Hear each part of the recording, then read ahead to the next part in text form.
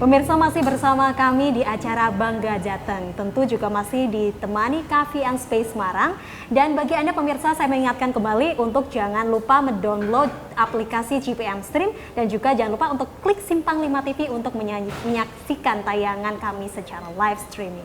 Baik, kita lanjutkan kembali. Tadi Pak Gianto sempat berbicara tentang perjalanan panjang yang tak dipungkiri ya, sehingga membawa ACT pada saat ini. Salah satunya tadi dipelopori atau dilatar belakangi dengan kejadian tsunami pada tahun 2005 ya Pak ya. Dan kemudian akhirnya bisa berdiri ACT. Tentu ini bisa menjadi inspirasi bagi pemirsa juga. Sebenarnya apa saja Pak yang melatar belakangi selain belum adanya organisasi yang khusus untuk menangani bencana alam?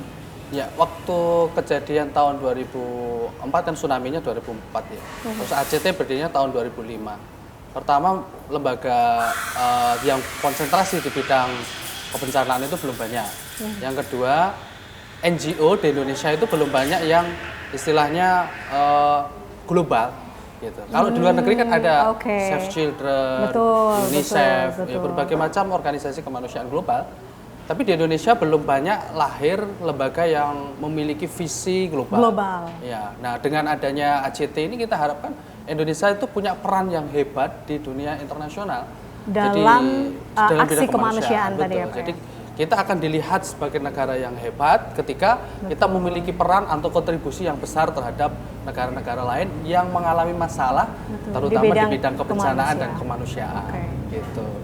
Nah, terutama juga akhir-akhir ini di sekitar tahun 2004 ke atas ini mulai banyak konflik kemanusiaan kaitannya dengan perang di seluruh dunia, sehingga kemudian ACT hadir di sana untuk bisa memberikan kontribusi terutama pada orang-orang yang hari ini belum beruntung, mereka menjadi korban di antara peperangan itu, sehingga kemudian kita bisa membantu agar mereka tetap survive untuk hidup seperti itu. Ya. Tadi Pak Gianto juga sempat menyebutkan adanya di 58 negara ya Pak ya. ACT sudah ada di 58 negara. Itu tentu bukan skala kecil, bukan lagi lokal nasional tetapi sudah internasional. Dan juga gerakan dan programnya tentu juga sudah luar biasa, menyentuh seluruh lapisan masyarakat. Inginnya juga tadi ya Pak ya secara global. Tentu tak banyak orang tahu sebenarnya apa yang orang-orang juga masih belum tahu, saya sendiri atau mungkin media yang belum tahu tentang aksi cepat tanggap itu sendiri.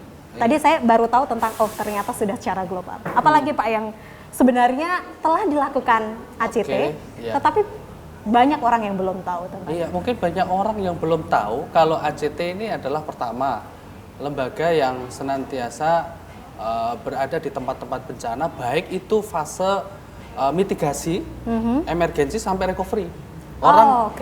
Orang taunya ACT emergency, itu emergensi, padahal kita di mitigasi, artinya kita mengurangi risiko bencana dan juga recovery setelah pasca bencana, kita masih terus eksis, masih terus ada kegiatan. Misalkan saya seperti di Lombok, Palu, kita masih melakukan kegiatan.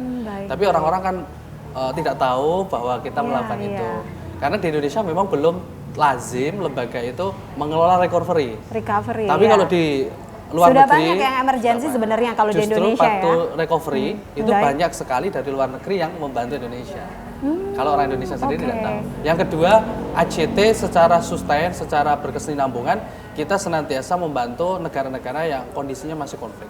Misalkan seperti Palestina hari ini yang belum merdeka sejak presiden pertama sampai hari ini menyerukan supaya Palestina merdeka. Kita pun ikut andil bagian untuk membantu saudara-saudara kita yang hari ini sedang difabel, mungkin terkena korban perang, kakinya terputus, tangannya terputus. Ya, kita punya untuk membantu mereka. Nah gitu, ada di Somalia, ada di Yaman, ada di Syria, Rohingya, dari negara-negara yang kondisinya saat sekarang terjadi konflik.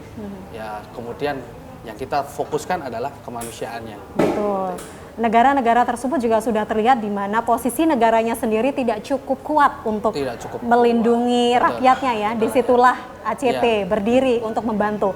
Dan ini yang cukup menarik, bahkan bukan hanya saat emergensi yang mungkin kebanyakan orang tahu bahwa biasanya gerakan-gerakan sosial mereka digembar-gemborkan, terlihat oleh media ketika emergensi mereka datang membantu. Tetapi sebenarnya masa pemulihan itulah masa sulit di mana mereka harus bangkit kembali, tegak berdiri untuk meneruskan kehidupannya. luar biasa sekali.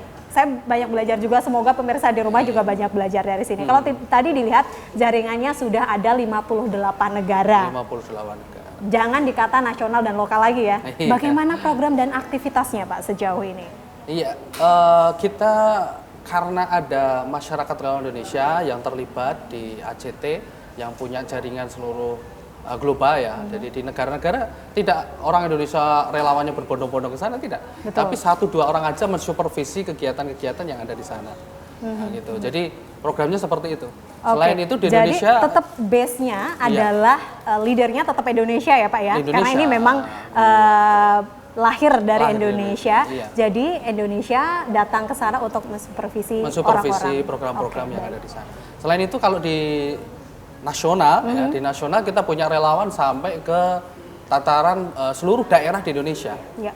Jadi seluruh daerah di Indonesia kita punya relawan sehingga kemudian mereka mengeksekusi semua program-program kita di tepian negeri, kemudian di daerah-daerah pedalaman Indonesia, Baik. terus kemudian di daerah-daerah yang di sana belum tersentuh akses, itu relawan kita masuk ke sana. Oke. Iya. Jadi semua dilakukan berdasarkan Betul. koordinasi tadi ya Pak Iya. ya. Tidak lagi membahas tentang seberapa jauh itu. Kalau tadi dilihat berdiri dari 2014-2005 ya. Diawali 2014. 2004 ya, 2004 oh ya terjadi 2004. bencana Tsunami, 2005 2005 kemudian lahir, Iya. dan 2012 ya, Iya. kemudian mencetuskan sebagai Lembaga organisasi sosial global. ya. Ya, kemudian hingga saat ini bagaimana menurut Bapak sejauh ini perkembangannya? Adakah contoh-contoh signifikan yang mungkin pemirsa juga perlu tahu? Iya. Kalau mungkin pengen masyarakat Indonesia itu pengen melihat langsung program-program kita, bisa langsung hadir ke tempat-tempat bencana, terus kemudian bisa juga di yang program kami, karena kalau 2012 kita juga bertransformasi menjadi lembaga yang menangani di bidang kemiskinan. Oh, Jadi oke. kita kan punya 4 brand, Baik. ada ACT, Global Kurban, Global Zakat, Global Wakaf. Wakaf. Iya. Nah di sana kita punya program-program yang selalu sustain. Misalkan kalau di Global Zakat kita punya food truck yang mungkin bisa dilihat. Kapasitas 1000 sampai 1500 itu bisa menyediakan bahan makanan untuk di tempat-tempat miskin atau bencana. Atau kalau kemudian Global Wakaf kita juga ada lumbung ternak wakaf, lumbung beras wakaf, bisa dilihat tuh. Oke. Itu kalau pengen berkunjung nanti bisa. Kalau Jawa Tengah di Jipang, di daerah Blora. Biar lebih dekat ya Pak ya, Iya. mungkin masyarakat lebih dekat. Kalau mungkin masyarakat ingin tahu lebih jika membutuhkan bantuan nih ceritanya. Oh, ini Iya. kayaknya saya butuh bantuan tapi ACT belum tahu keadaan saya. Oh, Itu nanti gitu. juga bisa ya Pak ya, Boleh, langsung boleh. menghubungi. Kita masih berbincang-bincang dengan Bapak Gianto dan juga masih ditemani Cafe and Space Semarang bersama kami hanya di acara Bangga Jateng.